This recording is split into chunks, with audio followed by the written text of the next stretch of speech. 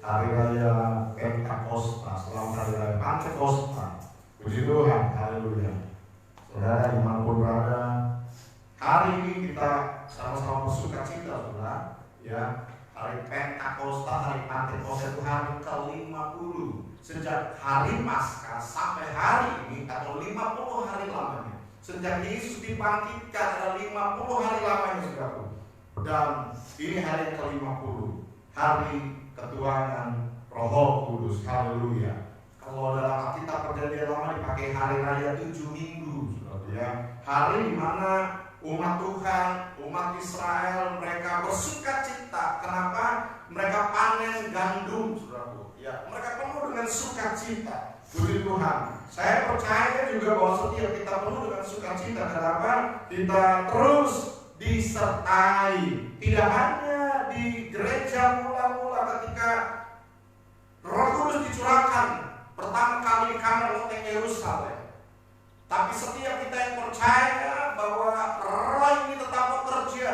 Tidak hanya di zaman gereja mula-mula, tidak hanya terjadi bagi murid-murid, ada 120 murid berkumpul di kamar loteng Yerusalem. Mereka menikmati pekerjaan Roh yang luar biasa, pekerjaan Roh Kudus. Haleluya. Yesaya, mari kita lihat firman Tuhan pagi hari ini. Dalam Yesaya pasal yang ke-40, saudara perhatikan beberapa ayat. Yesaya pasal yang ke-40 ayatnya yang ke-27 mulai. Yesaya 40 ayat yang ke-27 mulai sampai ayat yang ke-31. Mengapakah engkau berkata dan berkata begini, hai Israel, hidupku tersembunyi dari Tuhan, dan hakku tidak diperhatikan Allahku. Tidakkah kau tahu? Tidakkah kau dengar? Tuhan ialah Allah kekal yang menciptakan bumi dari ujung ke ujung. Ia tidak menjadi lelah dan tidak menjadi lesu, tidak terduga pengertiannya. Dia memberi kekuatan kepada yang lelah dan menambah semangat kepada yang tiada berdaya. Orang-orang muda menjadi lelah dan lesu, dan teruna-teruna jatuh tersandung. Tapi orang-orang yang menanti-nantikan Tuhan, haleluya, mendapat kekuatan baru. Mereka seumpama raja wali yang naik terbang. Dengan kekuatan sayapnya mereka berlari dan tidak menjadi lesu. Mereka berjalan dan tidak menjadi lelah. Puji Tuhan. Saudara, pembacaan kita pagi hari ini dalam Yesaya pasal yang ke-40 ayat 27 dan sampai 31. Saudara perhatikan, Yesaya pasal yang ke-40 ini beritanya tentang kelepasan. Ya, kalau saudara lihat di atas dari perintah kelepasan di situ ditulis pasal 40 dan seterusnya sampai 48, keselamatan untuk bangsa yang di dalam pembuangan. Jadi ayat ini, saudaraku, menceritakan bagaimana umat Tuhan ketika ada di pembuangan. Pembuangan di mana? Di Babel, Babilonia.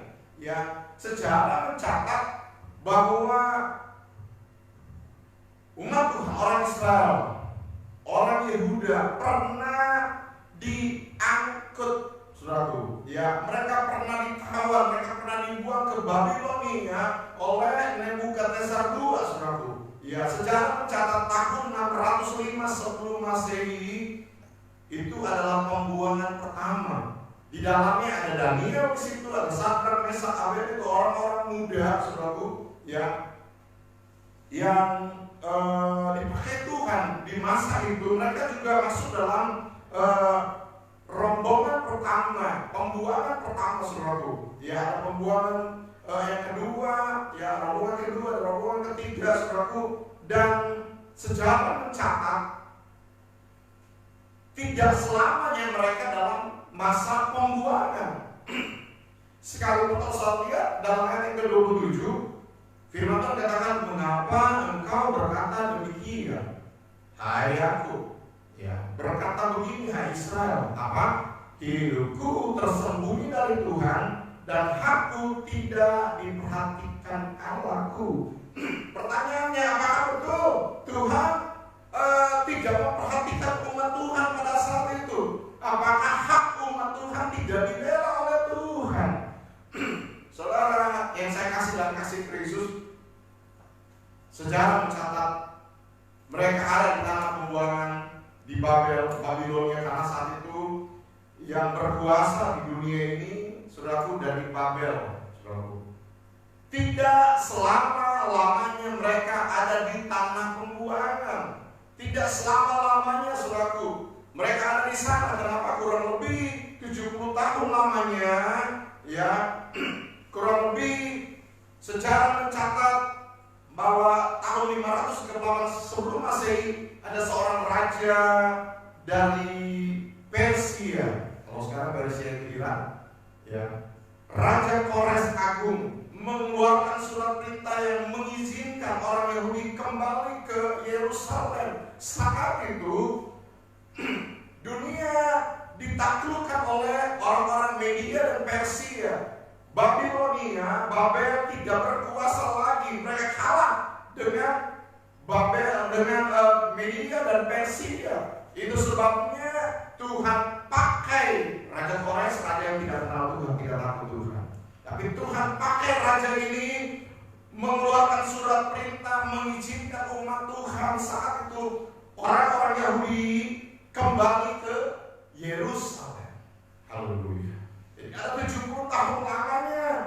Satu jangka waktu yang lama, cukup panjang, cukup lama. Tapi saudara, Tuhan sekali-kali tidak biarkan mereka. Sekalipun mereka di tanah pembuangan, sekalipun mereka di negeri Babel, luar biasa. Firman Tuhan katakan, tidakkah kau tahu, tidakkah kau dengar? Tuhan ialah Allah kekal yang menciptakan bumi dari ujung ke ujung. Ia tidak menjadi lelah dan tidak menjadi lesu, tidak terduga pengertiannya, saudara. Saudara yang saya kasih dalam kasih Kristus, 70 tahun membuat mereka capek, lelah, saudaraku. Iya. Bahkan orang muda bisa menjadi lelah. Firman Tuhan katakan ayat ke-30. Teruna-teruna bisa jatuh tersandung. Orang muda identik dengan kekuatannya. Biasanya satu bangsa kalau orang mudanya kreatif, kalau orang mudanya kuat, maka kuat bangsa itu. Kenapa? Ada kekuatan yang luar biasa. Ya. Presiden Republik Indonesia yang pertama, Soekarno, pernah berkata, berikan aku beberapa orang muda, maka aku akan membangun bangsa ini. Haleluya. Saya percaya Tuhan akan pakai orang-orang muda di hari-hari ini. Tetapi ingat, jangan andalkan kekuatanmu sebagai orang muda. Haleluya. Firman Tuhan katakan, ayat yang terakhir 31, tetapi orang-orang yang menantikan Tuhan mendapat kekuatan baru. Orang-orang yang menanti-nantikan Tuhan.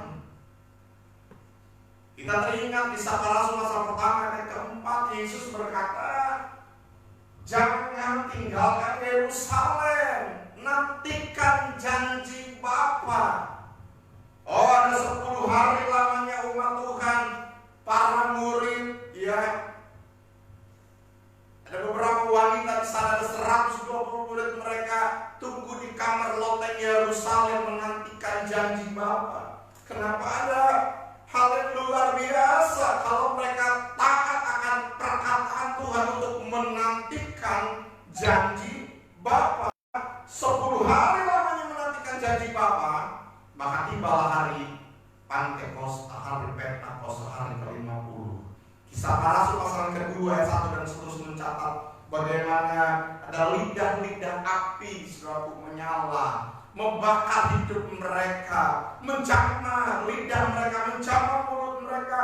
Umat Tuhan, para murid pada saat itu mereka dipenuhi dengan kuasa Roh Kudus. Mereka dipenuhi, dilawat Tuhan pada saat itu. Itu sebabnya firman Tuhan katakan, orang-orang yang menanti-nantikan Tuhan mendapat kekuatan baru. Haleluya.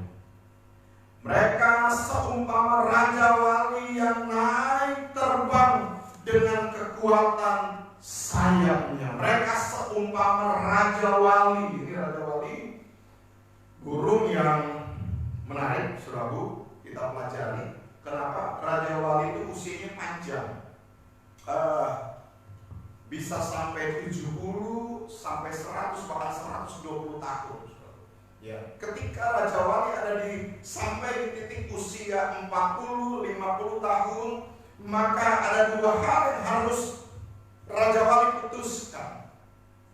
Ya, dia harus bertahan hidup untuk berapa puluh tahun ke depan lagi, atau dia akan mati perlahan-lahan. Kenapa? Di usia 40 tahun, seekor burung Raja Wali, saudaraku, ya, kekuatannya mulai menurun.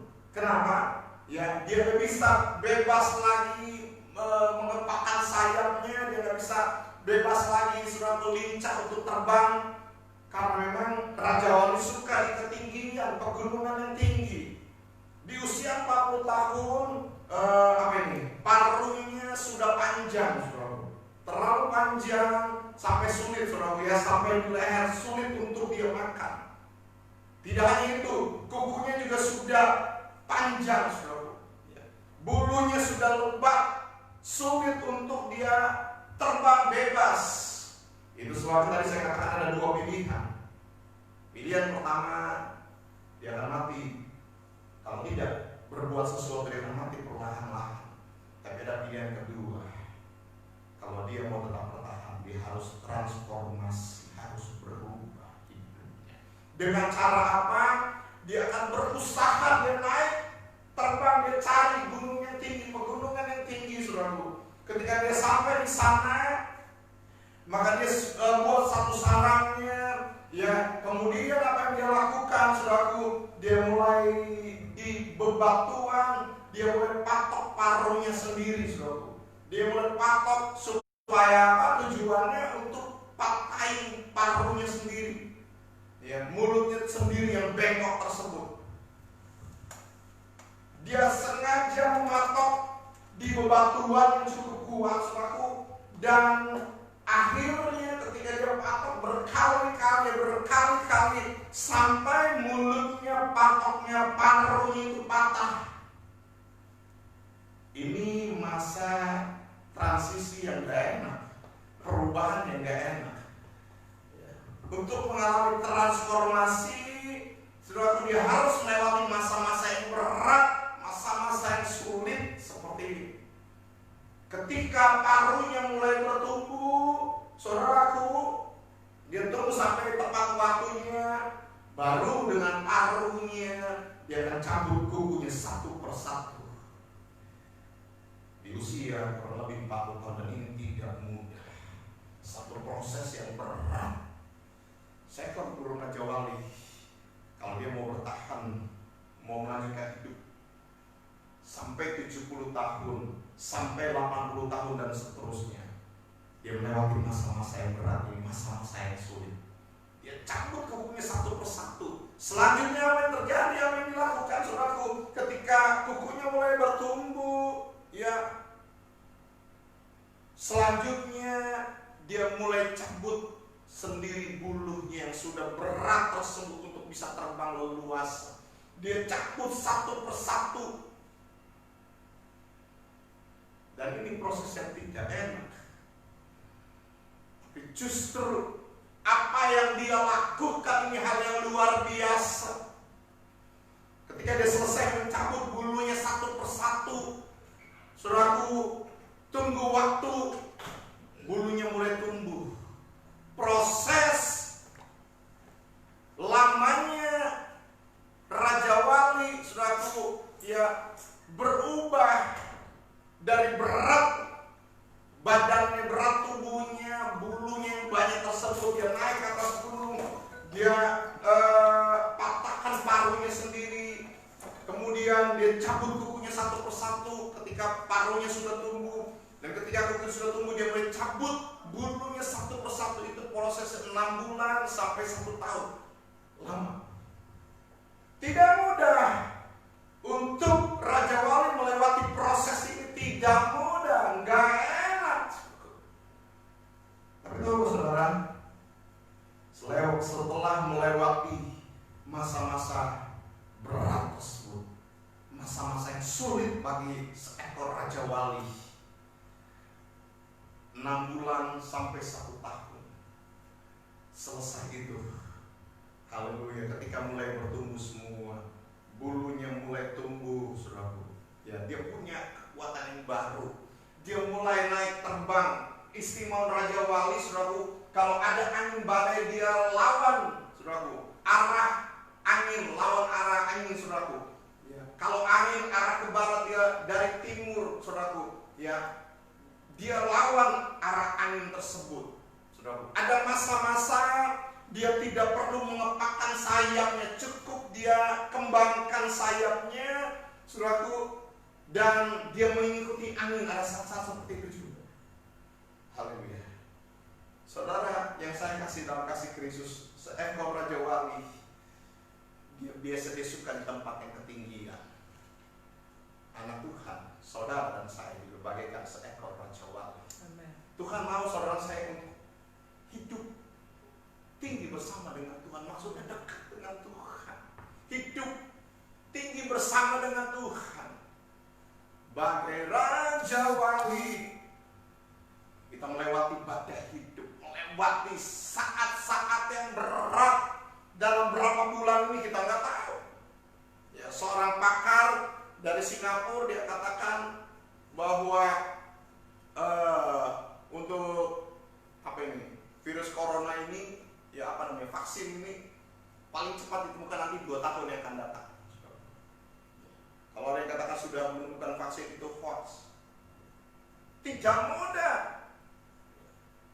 Sekalipun beberapa daerah mungkin sudah dicabut PSBB, beberapa kabupaten di Jawa Barat sudah dicabut, saudaraku, tetapi itu tidak jaminan. Firman Tuhan, Alkitab mengajar orang-orang yang menanti-nantikan Tuhan mendapat kekuatan yang baru, seumpama Raja Wali. Tuhan mau saudara dan saya bagai Raja Wali jadi seumpama Raja Wali, jadi seperti Raja Wali. Kenapa? Raja Wali dia suka di ketinggian, dia suka terbang tinggi, nggak suka di bawah, nggak suka, saudaraku, ya di tempat yang rendah. Dia suka di ketinggian supaya dekat dengan Tuhan. Tuhan mau juga supaya kita dekat dengan Tuhan. Kalau saudara saya mau mendapatkan kekuatan yang baru, ya saya tak perlu katakan nantikan Tuhan dalam hadirat Tuhan. Kita juga terbang bersama dengan Tuhan. Haleluya. Ada kekuatan yang ekstra, kekuatan yang baru, kekuatan yang luar biasa. Ini luar biasa. Proses Raja Wali melakukan transformasi, perubahan, saudaraku, ini luar biasa. Kenapa? Selanjutnya Raja Wali masih hidup, saudaraku, sekian puluh tahun ke depan, 30, 40 tahun ke depan. Dan ini kenapa dia bisa melewati masa lebih panjang lagi, dia diperbaharui kekuatannya karena melewati masa-masa yang berat, masa-masa yang sulit. Kurang lebih 6 bulan, saudara. Dia lewati masa-masa yang berat, masa-masa yang sulit. Tapi luar biasa, firman Tuhan berkata jelas, orang yang menanti-nantikan Tuhan mendapatkan kekuatan yang baru, kata firman Tuhan. Oh, bagaikan seekor Raja Wali, seumpama Raja Wali yang naik terbang tinggi. Haleluya. Firman Tuhan katakan selanjutnya mereka berlari dan tidak menjadi lesu, mereka berjalan dan tidak menjadi lelah. Haleluya. Semua ada waktunya. Umat Tuhan Negeri Babel, Babilonia, ada waktu yang tidak selamanya, sekalipun lama. Kurang lebih 70 tahun, ini satu waktu yang lama, saudaraku. Raja Wali melewati proses, saudaraku, ya transformasi kurang lebih 6 bulanan, saudaraku. Ini satu waktu yang lama juga untuk dia bisa bertahan hidup, untuk dia bisa melanjutkan perjalanan, untuk bisa dia terbang lagi, lebih lagi kuat. Haleluya. Hari-hari ini gereja Tuhan sementara Tuhan izinkan di proses sedemikian rupa. Ada dua pilihan. Apakah kita cuma berdiam diri dan kerohanian kita akan mati perlahan-lahan, ataukah kita mau bangkit? Haleluya. Raja Wali biasa bergerak dengan cepat, kecepatan yang tinggi. Dengan kata lain, semangat itu luar biasa. Oh, saya percaya orang-orang yang bersemangat, anak-anak Tuhan, gereja Tuhan yang bersemangat, yang bisa melewati masa-masa yang sulit ini. Hanya orang-orang yang punya semangat daripada Tuhan, kita bisa melewati masa-masa yang berat ini. Tidak mudah untuk anak-anak Tuhan juga, gereja Tuhan, untuk melewati masa-masa pandemi COVID-19 ini. Tapi saya percaya, berapa lama pun waktunya, masih 2 bulan, 3 bulan, 5 bulan, 1 tahun, karena Tuhan janji sekarang kita terlalu percaya bahwa ada kekuatan yang Tuhan taruh di hati kita. Haleluya.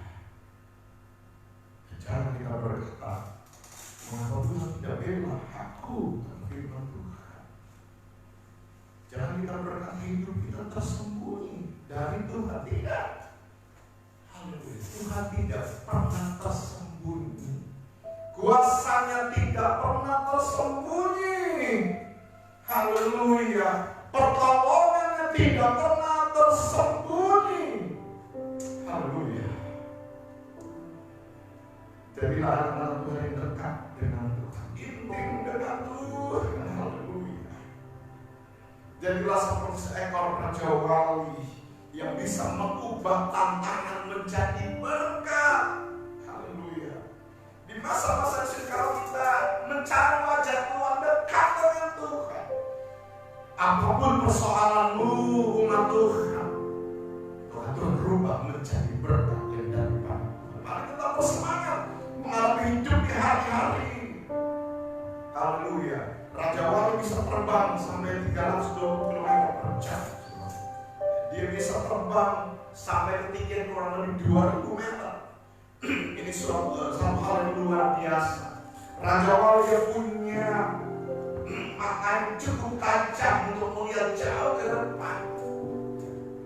Manusia, Raja Wali dan manusia, saudaraku, bedanya kalau Raja Wali bisa melihat 8 kali penglihatan manusia jauh ke depan sana. Dengan kata lain, bisa melihat sampai sejauh 6 km. Seekor burung Raja Wali. Haleluya. Sebagai umat manusia, kita terbatas. Kita bisa melihat jauh ke depan. Tapi saya percaya gereja Tuhan harus memiliki visi akan dari apa kita tolak di bangsa. Kita berjalan bersama dengan Tuhan, berjalan dalam pimpinan Roh Kudus. Haleluya.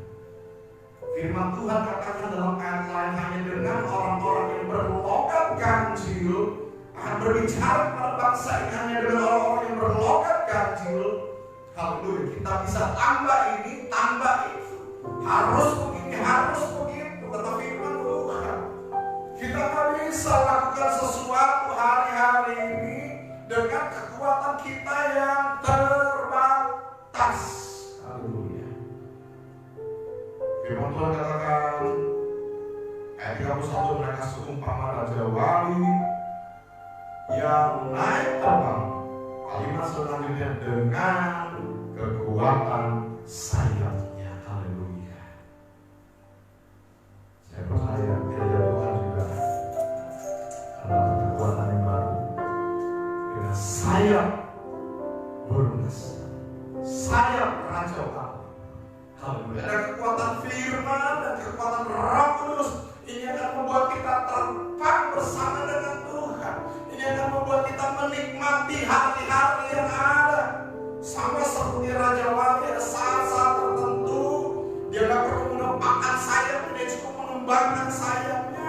Yang dia akan mengikuti kemana angin itu pergi. Angin itu menerpa dirinya. Roh Kudus akan memimpin saudara dan saya. Dia akan membawa kita gereja Tuhan untuk semakin dewasa. Gereja Tuhan untuk semakin mengerti setiap kehendak Tuhan dalam kehidupan ini. Kita minta kepada Tuhan, Tuhan jadikan saya anak Tuhan yang terus layak di mata Tuhan. Jadikan saya anak yang berkenan kepada Tuhan. Supaya apa? Supaya Roh Kudus terus memimpin langkah-langkah saudara dan saya. Mari kita kepada Tuhan.